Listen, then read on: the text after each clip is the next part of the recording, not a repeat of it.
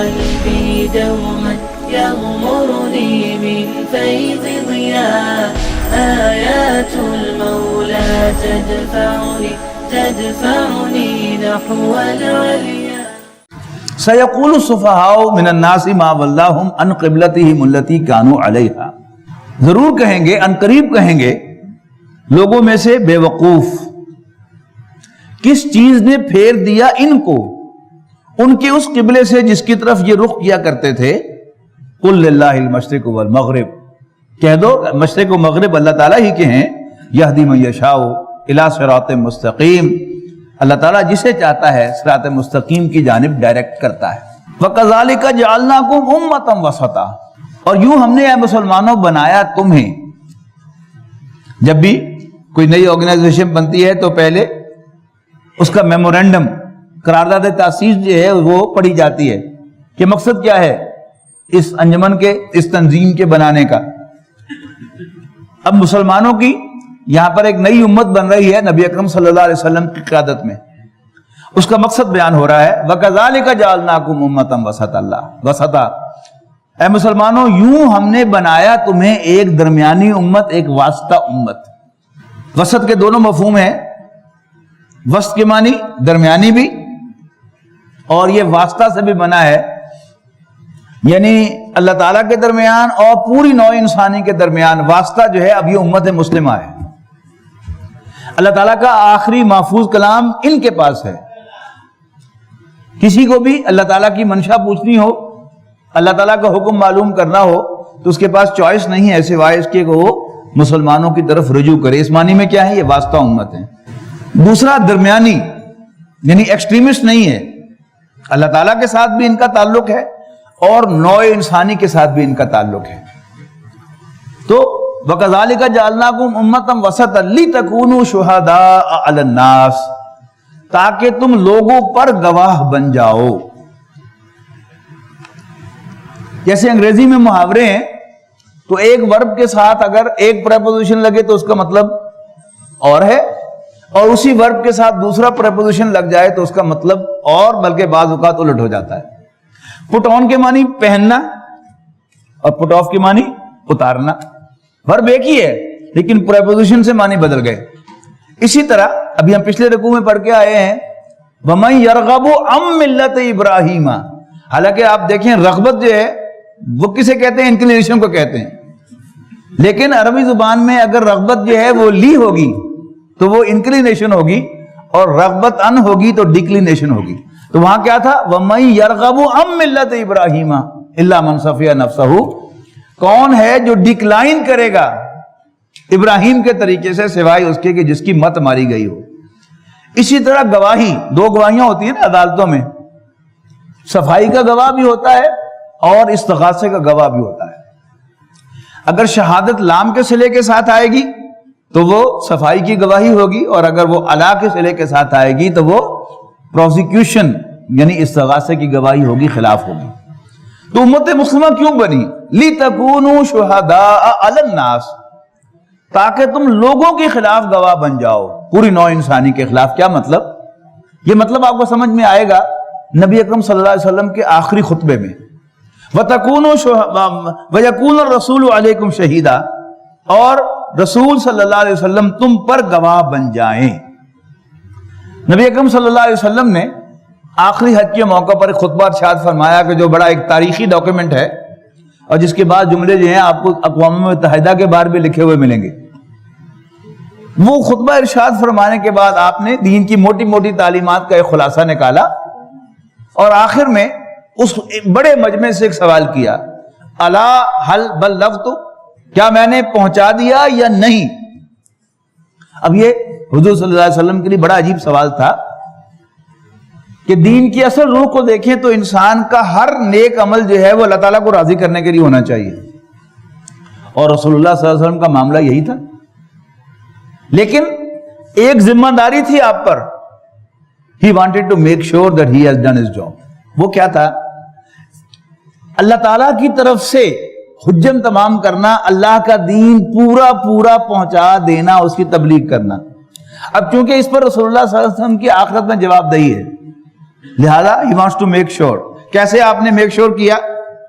الا هل بلغت، بتاؤ میں نے پہنچا دیا کہ نہیں؟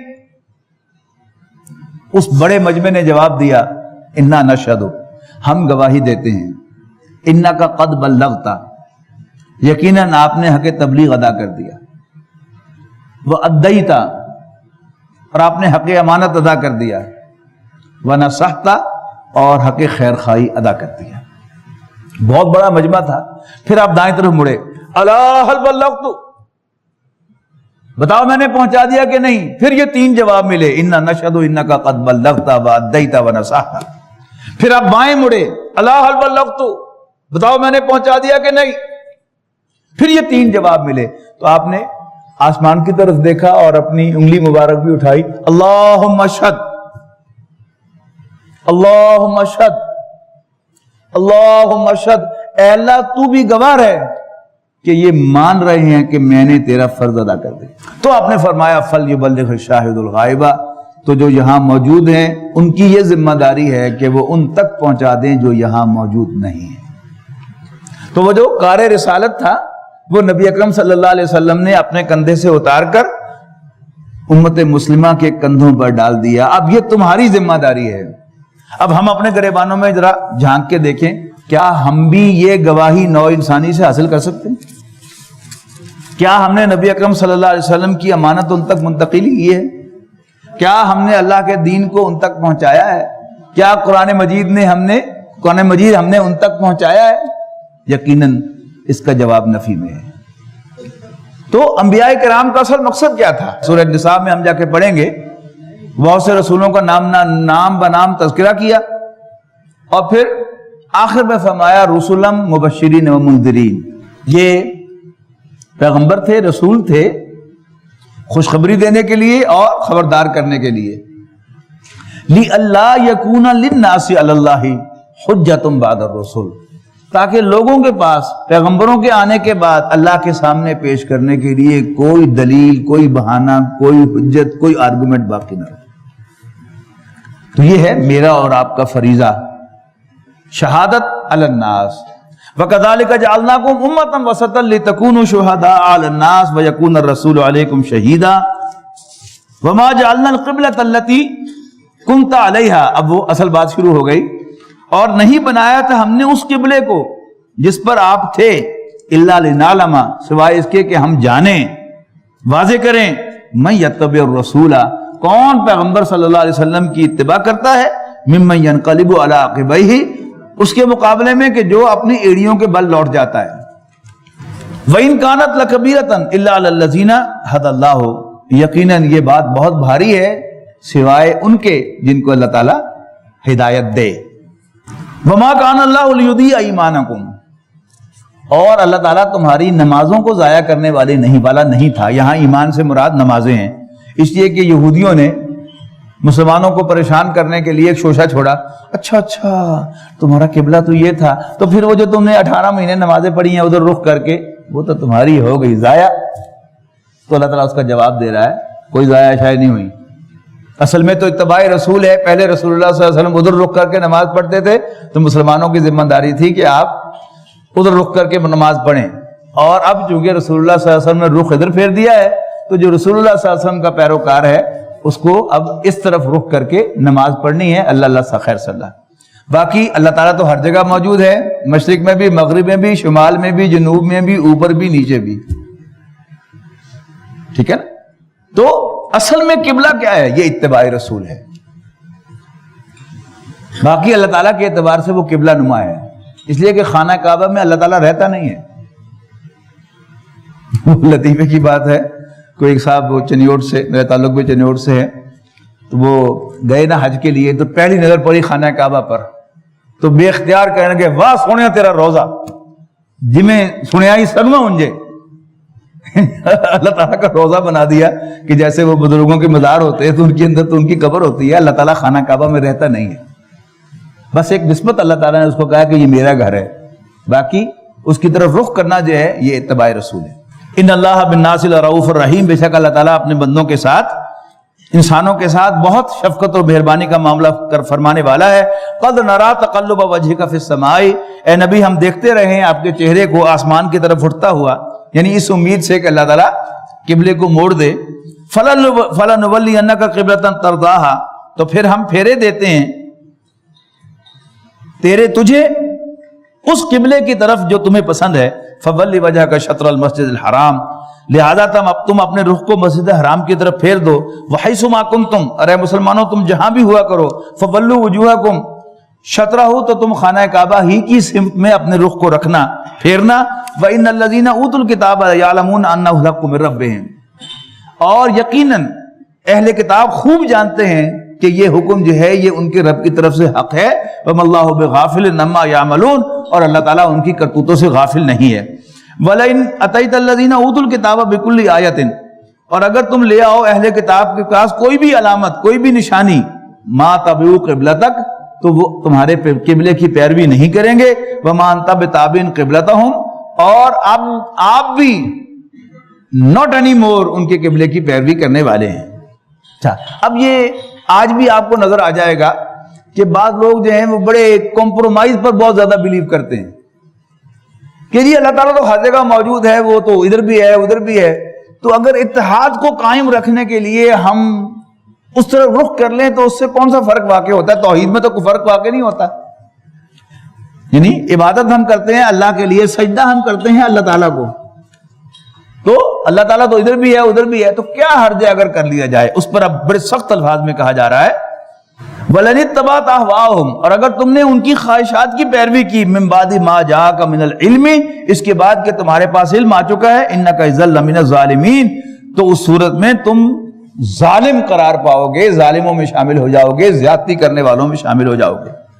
الَّذِينَ آتَيْنَاهُمُ الْكِتَابَ، یقیناً وہ لوگ کہ جن کو ہم نے کتاب عطا فرمائی ہے، یعرفونہ، وہ اس حکم کو پہچانتے ہیں، کما یعرفون ابناءہم، جیسے وہ اپنے بیٹوں کو پہچانتے ہیں۔ وَإِنَّ فَرِيقًا مِّنْهُمْ لَيَكْتُمُونَ الْحَقَّ وَهُمْ يَعْلَمُونَ، لیکن کچھ لوگ ان میں سے چھپاتے ہیں حق کو جانتے بوجھتے ہوئے۔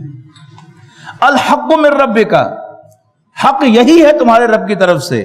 فَلَا تَكُونَنَّ مِنَ الْمُمْتَرِينَ، ہرگز شک میں پڑھنے والوں میں شامل نہ ہونا۔ وَلِكُلٍّ وِجْهَةٌ وَهُوَ مُوَلِّيهَا، اور ہر ایک کے لیے ایک رخ کرنے کی سمت ہے کہ جس کی طرف وہ منہ کرتا ہے۔ فَاسْتَبِقُوا الْخَيْرَاتِ، تو تم سبقت لے جاؤ نیک کاموں میں۔ أَيْنَمَا تَكُونُوا يَأْتِ بِكُمُ اللَّهُ جَمِيعًا، جہاں کہیں بھی تم ہوگے اللہ تعالیٰ تم کو اکٹھا کر لے گا، لہذا تم یہ کوشش نہ کرو کہ تم کمپرومائز کرتے ہوئے جو ہے اکٹھے ہونے کی کوشش کرو، یہ کیا ہے؟ یہ آرٹیفیشل کوششیں ہیں۔ بہت سے لوگ جو ہیں وہ بڑے درد مندی کے ساتھ آتے ہیں کہ جی ایسا نہیں ہو سکتا کہ یہ ساری جماعتیں جو ہے، تبلیغ جماعت، جماعت اسلامی، تنظیم اسلامی، فلاں فلاں فلاں فلاں اکٹھے ہو جائیں، یعنی بڑی اچھی نیک خواہش ہے لیکن پریکٹیکیبل نہیں ہے۔ لاہور جانا ہے ہم سب نے سے، میرا خیال ہے گاڑی پر جانا، اپنی کار پر جانا درست ہے، اس کے فائدے بڑے ہیں۔ آپ میں سے کوئی سمجھتا ہے کہ نہیں ٹرین مفید ہے، کوئی سمجھتا ہے کہ نہیں جو ہے وہ پبلک ٹرانسپورٹ پر جانا چاہیے۔ یا تو ہم کنونس ہو جائیں ایک دوسرے سے، تب تو ہم اکٹھے جا سکتے ہیں، ورنہ ایسا تو ممکن ہے کہ ہم سارے ہی نہ جائیں، لیکن ایسا نہیں ہو سکتا کہ ہم اپنی رائے کے ہونے کے باوجود جو ہے وہ اکٹھے چلے جائیں۔ پہلی دعا کرنے کے ہاں اکٹھے ہو جائیں، لیکن اس خیال میں اور اس امید میں کہ سب اکٹھے ہوں گے تو جائیں گے، تو پھر سفر نہیں ہو سکتا، پھر دین کا کوئی کام نہیں ہو سکتا۔ اللہ تعالیٰ نے جس طریقے کی آپ کو سمجھ دی ہے، آپ اس طریقے پر چلتے رہیں، دوسرے کی نفی نہ کریں، اس کو کافر نہ بنائیں، وہ اپنے راستے پر چلتا رہے، وہ اپنے راستے پر چلتا رہے، ایک دوسرے کو اکوموڈیٹ بھی کریں اور ایک دوسرے کو فیسیلیٹیٹ بھی کریں، لیکن اس بات کو رکاوٹ نہ بنائیں۔ تو جب اللہ تعالیٰ کو منظور ہوگا تو اس وقت جیسے حضرت مہدی پر اتفاق ہونا ہے امت کا، اسی طرح ہر ملک کے اندر اور ہر علاقے کے اندر بھی اللہ تعالیٰ کسی ایک شخصیت جو ہے اس پر اعتماد جو ہے وہ امت کے اندر پیدا کرے گا اور سب اکٹھے ہو جائیں گے۔ تو اس اکٹھے ہونے کے انتظار میں کام روکنے کی اجازت نہیں ہے۔ وَلِكُلٍّ وِجْهَةٌ هُوَ مُوَلِّيهَا فَاسْتَبِقُوا الْخَيْرَاتِ أَيْنَمَا تَكُونُوا يَأْتِ بِكُمُ اللَّهُ جَمِيعًا إِنَّ اللَّهَ عَلَى كُلِّ شَيْءٍ قَدِيرٌ، بے شک اللہ تعالیٰ ہر چیز پر قادر ہے۔ وَمِنْ حَيْثُ خَرَجْتَ فَوَلِّ وَجْهَكَ شَطْرَ الْمَسْجِدِ الْحَرَامِ، تو اے نبی تم جہاں سے بھی نکلو اپنے چہرے کو نماز کے وقت خانہ کعبہ ہی کی طرف کرنا، مسجد حرام کی طرف. وَإِنَّهُ لَلْحَقُّ مِن رَبِّكَ، یقیناً یہی تمہارے رب کی طرف سے حق ہے. وَمَا اللَّهُ بِغَافِلٍ عَمَّا تَعْمَلُونَ، اور جو کچھ بھی تم کرتے ہو اللہ تعالیٰ اس سے غافل نہیں ہے. وَمِنْ حَيْثُ خَرَجْتَ فَوَلِّ وَجْهَكَ شَطْرَ الْمَسْجِدِ الْحَرَامِ، پھر وہی بات ریپیٹ کی. وَحَيْثُ مَا كُنْتُمْ، پہلے واحد کے صیغے میں پھر جمع کے صیغے میں. وَحَيْثُ مَا كُنْتُمْ، اور تم جہاں بھی ہو اے مسلمانوں، فَوَلُّوا وُجُوهَكُمْ شَطْرَهُ، تم اپنے چہروں کو اسی کی طرف پھیرنا. لِأَلَّا يَكُونَ لِلنَّاسِ عَلَيْكُمْ حُجَّةٌ، تاکہ لوگوں کے پاس تمہارے خلاف کہنے کو کوئی بات نہ رہے. إِلَّا الَّذِينَ ظَلَمُوا مِنْهُمْ، سوائے ان کے کہ جو تم میں سے ظلم زیادتی کرنے والے ہوں. فَلَا تَخْشَوْهُمْ، بس تم ان سے نہ ڈرنا. وَاخْشَوْنِي، مجھے سے ڈرنا. وَلِيُتِمَّ نِعْمَتَهُ عَلَيْكُمْ، نعمتی علیکم، اور تمہارے اوپر ضروری ہے کہ تم مسجد حرام کی طرف رخ کرو تاکہ پورا کروں میں تم پر اپنی نعمت کو. وَلَعَلَّكُمْ تَهْتَدُونَ، اور اس لیے کہ تم ہدایت پالو، راہ یاب ہو جاؤ. كَمَا أَرْسَلْنَا فِيكُمْ رَسُولًا مِّنْكُمْ، اب حضرت ابراہیم علیہ السلام اور حضرت اسماعیل علیہ السلام کی جو دعائیں تھیں ان میں آخری دعا کیا تھی کہ ہمیں اپنا فرمانبردار بنائے رکھ، ہماری اولاد میں سے بھی ایک مسلمان امت برپا کر، اور ان میں ایک رسول مبعوث فرما جو انہیں تیری آیات پڑھ پڑھ کر سناتا رہے اور انہیں کتاب اور حکمت کی تعلیم دیتا رہے اور ان کا تزکیہ کرتا رہے. اب اس دعا کی منظوری کا اعلان ہو رہا ہے. کما ارسلنا فیکم رسولا منکم، جیسے ہم نے بھیجا ہے تم میں ایک رسول کو تمہیں میں سے، یتلو علیکم آیاتنا، جو تمہیں ہماری آیات پڑھ پڑھ کر سناتے ہیں صلی اللہ علیہ وسلم. ویزکیکم، اور تمہارا تزکیہ کرتے ہیں. ویعلمکم الکتاب والحکمہ، اور تمہیں کتاب و حکمت کی تعلیم دیتے ہیں. ویعلمکم ما لم تکونوا تعلمون، اور تمہیں وہ کچھ پڑھاتے سکھاتے ہیں جو تم کبھی نہ جان سکتے تھے. فاذکرونی اذکرکم، بڑی خوبصورت آیت ہے. بس تم مجھے یاد رکھو میں تمہیں یاد رکھوں گا.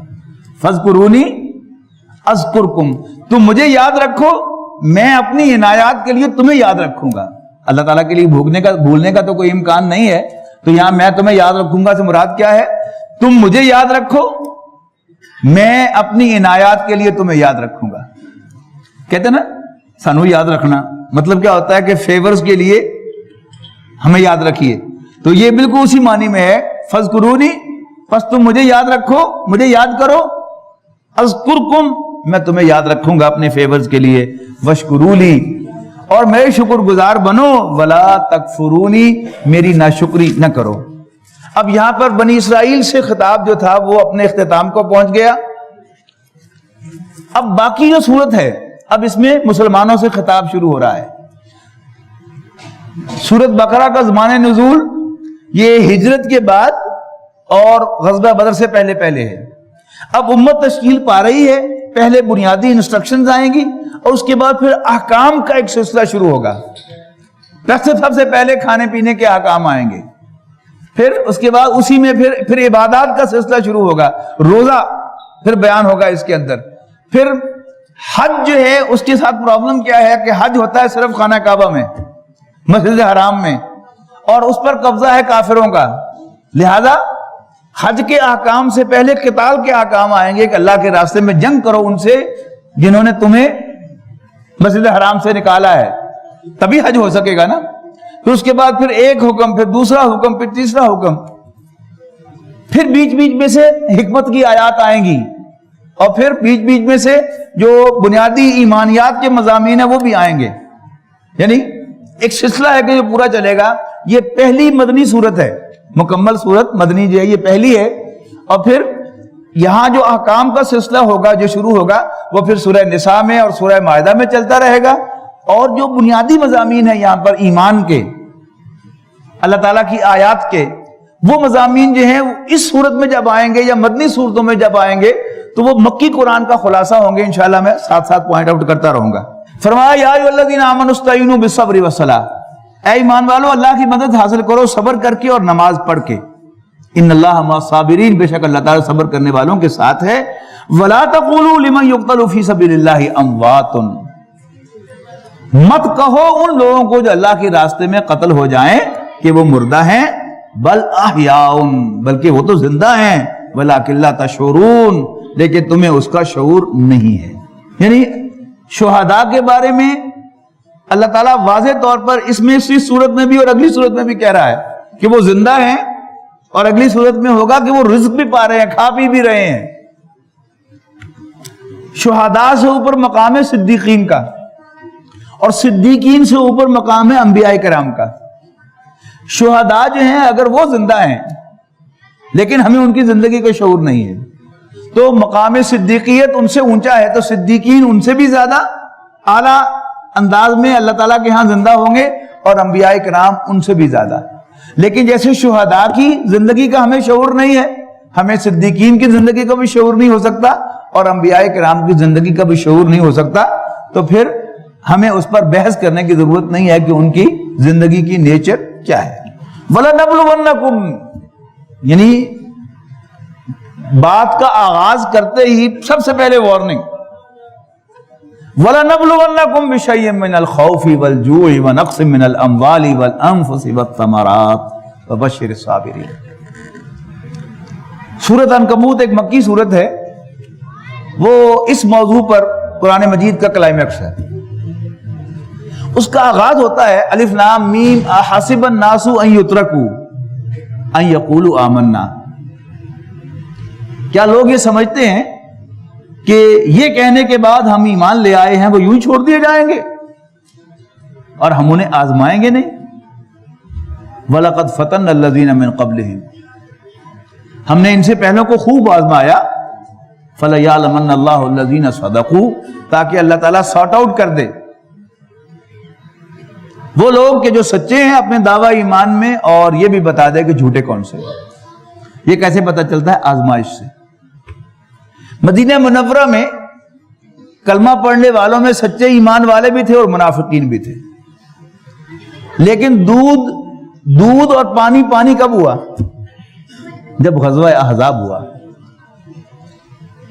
چھوٹی سی بستی اور 10,000 کے لشکر نے آ کر گھیرا کر لیا اس کا، اور اپنی حاجت کے لیے بھی اب باہر نہیں جا سکتے۔ تو سچویشن ایک ہی ہے۔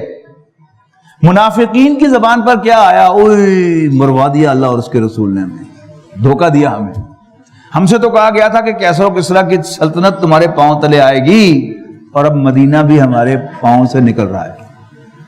اسی سچویشن پر اہل ایمان کی زبان پر، سچے مومنوں کی زبان پر کیا الفاظ آئے؟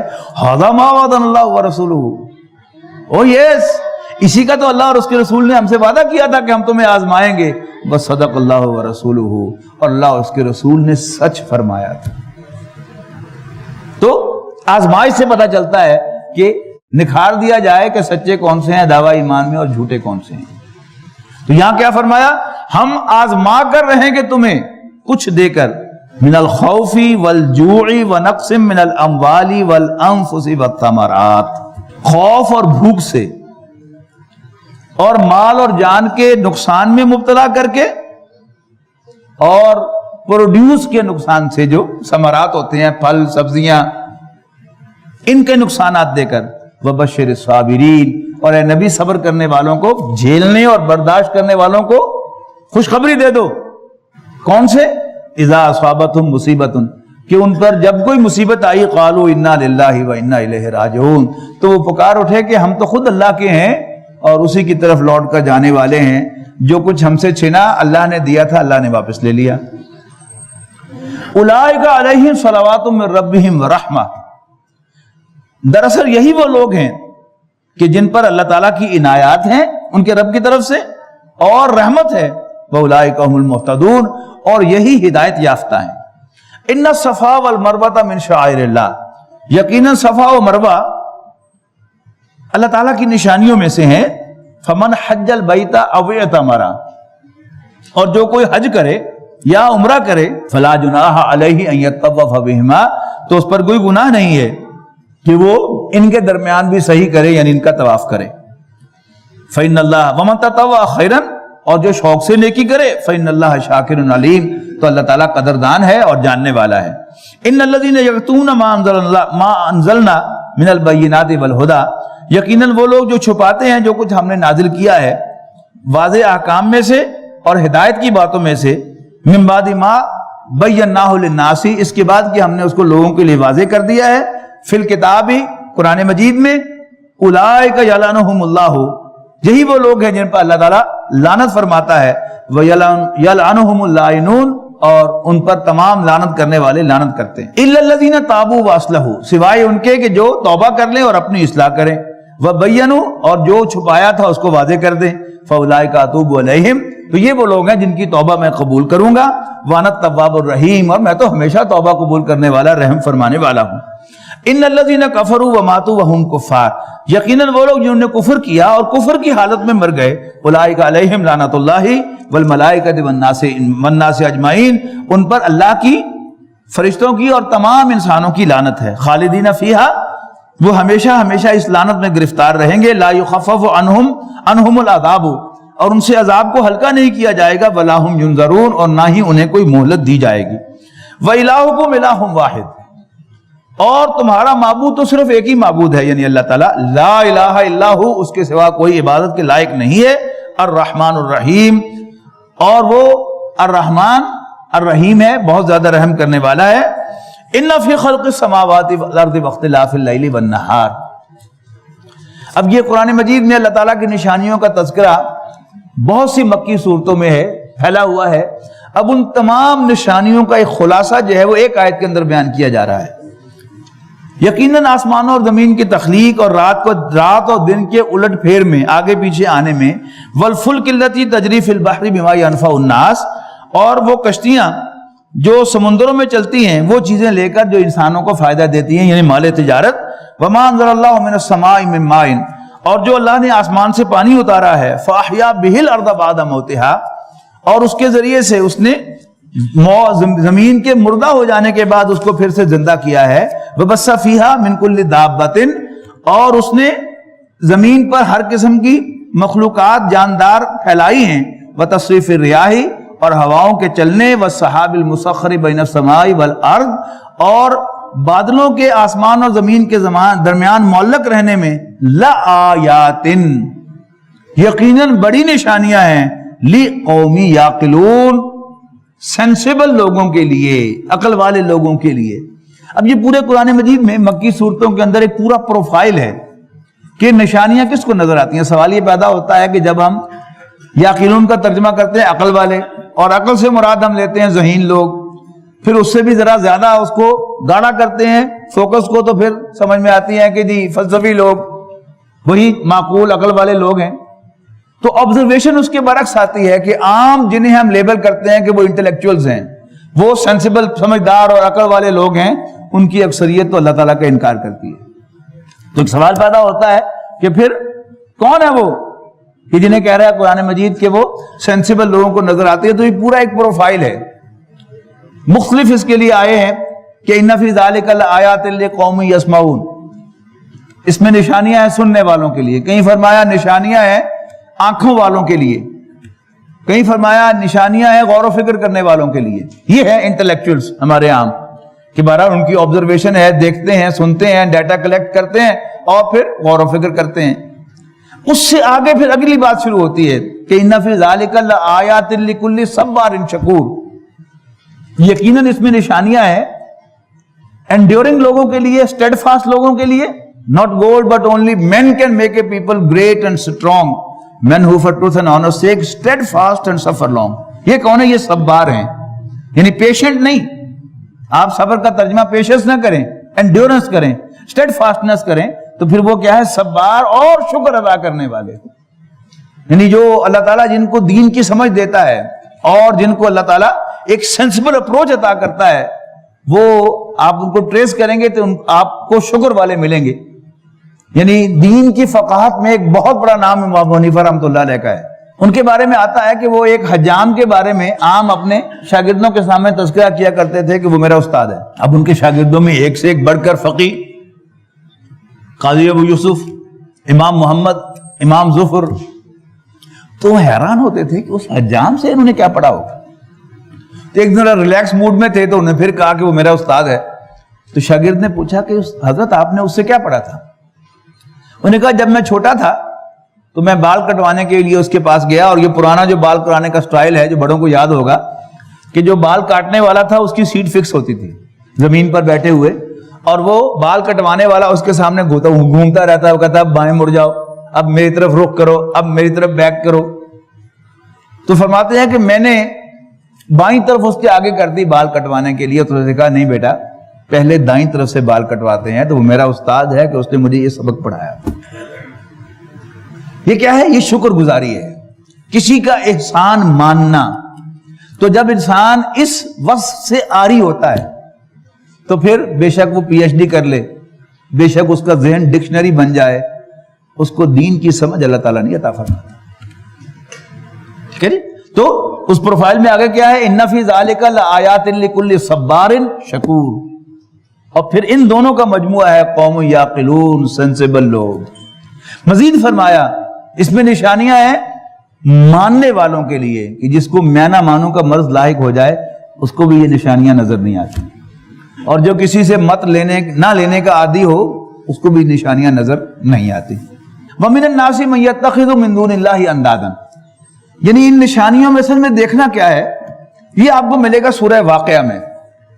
سورہ واقعہ میں 4 نشانیوں کا بیان ہے. افرأیتم ما تمنون، کیا تم نے کبھی غور کیا کہ تم عورت کے رحم میں کیا ٹپکاتے ہو؟ یعنی انسان کی ضرورت کیا ہے؟ اولاد. لیکن مرد ہر اعتبار سے کمپلیٹ ہے. یعنی عام جو کام عورتوں والے شمار ہوتے ہیں، کھانا پکانا، کپڑے دھونا، صفائی کرنا، یہ سب کام مرد کر لیتا ہے، اور شاید مردوں والے کام بھی کچھ نہ کچھ عورتیں کر ہی لیتی ہیں. لیکن اصل جو فرق ہے مرد اور عورت کے درمیان وہ کیا ہے کہ مرد ماں نہیں بن سکتا اور عورت باپ نہیں بن سکتی. باپ کا کردار کیا ہے کہ وہ ایک بوند جو ہے وہ ٹپکاتا ہے عورت کے رحم میں، اور پھر عورت اس کو پروسیس کرتی ہے. اللہ تعالیٰ نے اس کو جسم کو پیدا کیا ہے کہ وہ اس کو پروسیس کر سکے. اس کا پورا اینڈوکرائن سسٹم، اس کی پوری بایو کیمسٹری، اس کے پورے جسم کی ساخت وہ اللہ تعالیٰ نے اس لیے بنائی ہے کہ وہ ایک بچے کو پروڈیوس کر کے ڈیلیور کر سکے. یعنی میرے اور آپ کے جسم کا کوئی حصہ جو ہے وہ اتنا پھیل سکتا ہے کہ اس میں سے 6 انچ ڈائی میٹر کی کوئی چیز جو ہے وہ نکل سکے. اللہ تعالیٰ نے عورت کا جسم اس کام کے لیے بنایا ہے کہ وہ بچے کو پیدا کر کے ڈیلیور کرتی ہے. تو فرمایا کیا کہ کبھی تم نے غور کیا کہ تم عورت کے رحم میں کیا ٹپکاتے ہو؟ صرف ایک گندے پانی کی بوند. انتم تخلقونہ، کیا تم اس کو پروسیس کر کے ایک بچہ بناتے ہو؟ ام نحن الخالقون، یا ہم اس کے بنانے والے ہیں. مزید فرمایا کیا تم نے کوئی غور کیا؟ ما تحرسون، تم بوتے کیا ہو؟ یعنی ایک چھوٹا سا بیج ہے کہ جو ہم زمین کے اندر بو دیتے ہیں، ہمارا کام تو ختم ہو گیا.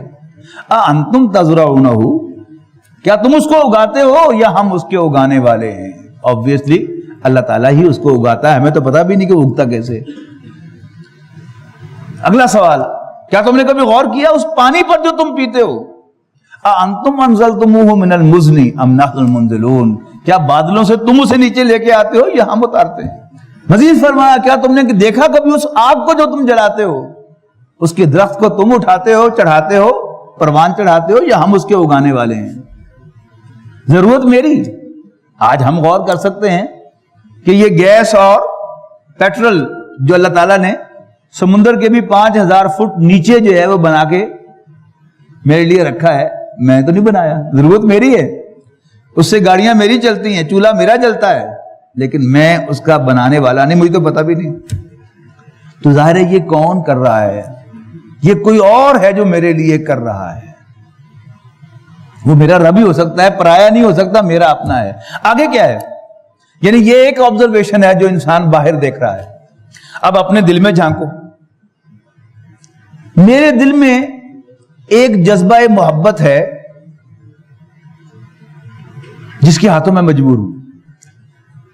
جس سے مجھے پیار ہو جائے، جو جس چیز سے بھی مجھے محبت ہو جائے، جس چیز کو بھی میں لائک کرنے لگوں، اب میں اس کے سامنے سرنڈر نہیں کر سکتا، مجبور ہوتا ہوں اس کے ہاتھوں. لیکن میں ذرا سارے جن جن چیزوں سے میں پیار کرتا ہوں ذرا ان کا جائزہ تو لوں. ان میں کامن چیز کیا ہے؟ پرفیکشن.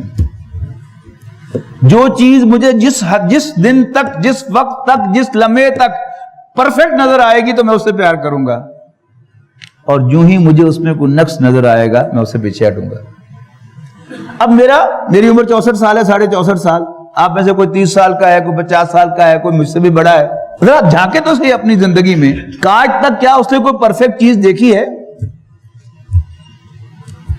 آپ نے دیکھی؟ آپ نے دیکھی؟ آپ نے دیکھی کوئی پرفیکٹ ہے؟ کسی سے محبت ہو جائے ہمیں، لیکن جب ہم قریب جاتے ہیں اس کے تو معلوم ہوتا ہے یہ تو وہ نہیں ہے، خواب تھا جو کہ دیکھا، جو سنا افسانہ تھا، تو اسی درجے میں پھر واپس بھی تشریف لے آتے ہیں۔ تو پھر سوال یہ ہے کہ جذبہ محبت کس کے لیے ہے جستجو کہ خوب سے ہے خوب تر کہاں، اب دیکھیے کہ ٹہرتی ہے جا کے نظر کہاں، مالک میرے کہاں ہے تو، مجھ کو تیری تلاش ہے، مجھ کو ہے تیری جستجو، مجھ کو تیری تلاش ہے۔ تو فرمایا وَمِنَ النَّاسِ مَن يَتَّخِذُ مِن دُونِ اللَّهِ أَندَادًا يُحِبُّونَهُمْ كَحُبِّ اللَّهِ، لوگوں میں سے وہ بھی ہیں کہ جو اللہ کو چھوڑ کر اللہ کے مد مقابل قرار دیتے ہیں اور ان سے اس طرح پیار کرتے ہیں جیسے اللہ تعالیٰ سے پیار کرنا چاہیے تھا۔ وَالَّذِينَ آمَنُوا أَشَدُّ حُبًّا لِلَّهِ، جبکہ ایمان والے اللہ کی محبت میں شدید ترین ہوتے ہیں۔ وَلَوْ يَرَى الَّذِينَ ظَلَمُوا إِذْ يَرَوْنَ الْعَذَابَ، کاش کہ اے نبی تم دیکھو ظالموں کو جب وہ عذاب کو دیکھیں گے تو پہچان لیں گے ان القوۃ للہ جمیعا، کہ طاقت تو ساری کی ساری اللہ تعالیٰ کی ہے، وان اللہ شدید العذاب، اللہ تعالیٰ سزا کا بڑا سخت ہے۔ استبرأ الذین اتبعوا من الذین اتبعوا، جب بیزاری کا اظہار کریں گے وہ جن کی پیروی کی گئی تھی ان سے جنہوں نے پیروی کی تھی، وراءوا العذاب، اور وہ عذاب کو دیکھیں گے، وتقطعت بہم الاسباب، اور ان کے درمیان تمام رشتے منقطع ہو جائیں گے، منقطع ہو چکے ہوں گے۔ وقال الذین اتبعوا، اور پیروی کرنے والے کہیں گے لو ان لنا کرۃ فنتبرأ منہم، اگر ہمیں کوئی موقع مل گیا تو ہم ان سے لا تعلقی کا اظہار کریں گے، کما تبرؤوا منا، جیسے انہوں نے آج ہمیں ڈسون کیا ہے۔ کذالک یریہم اللہ اعمالہم حسرات، یوں اللہ تعالیٰ دکھائے گا ان کے اعمال، ان کے اپنے اعمال ان کے لیے باعث حسرت بنا کر، وما ہم بخارجین من النار، اور وہ آگ میں سے نکل نہ پائیں گے۔